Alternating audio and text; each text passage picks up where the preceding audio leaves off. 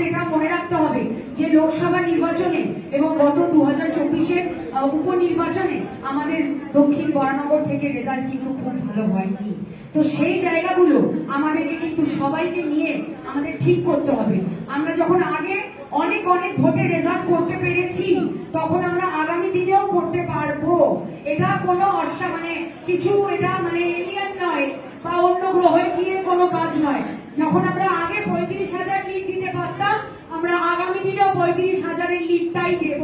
এই লক্ষ্যটা নিয়েই আমাদের চলতে হবে, কাউকে যেতে বলবো না। কারণ আগামী দিনে ভোটটা যাতে আমরা ভালো করে করতে পারি, কারণ মাথায় রাখতে হবে প্রত্যেক নেতৃত্বকে, যারা দলীয়ভাবে দায়িত্ব পেয়েছেন, যারা কাউন্সিলররা রয়েছেন, যারা কর্মীরা রয়েছেন, মাথায় রাখতে হবে যে এটা কিন্তু মমতা বন্দ্যোপাধ্যায়ের নির্বাচন। মমতা বন্দ্যোপাধ্যায়কে চতুর্থবারের জন্য মুখ্যমন্ত্রী করার নির্বাচন। এটা কিন্তু যে কোনো নির্বাচন বা উপনির্বাচন নয়।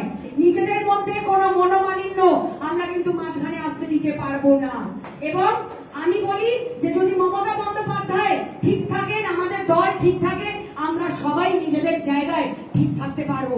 নিজেদের জায়গাটাকে আমাদের শক্তিশালী করতে হবে, আর সেটা একমাত্র আমরা বিজেপি নামক যে দুষ্ট দলটা রয়েছে সেই দলকে দমন করে, সেই নেতৃত্বদের দমন করে বুঝিয়ে দিতে হবে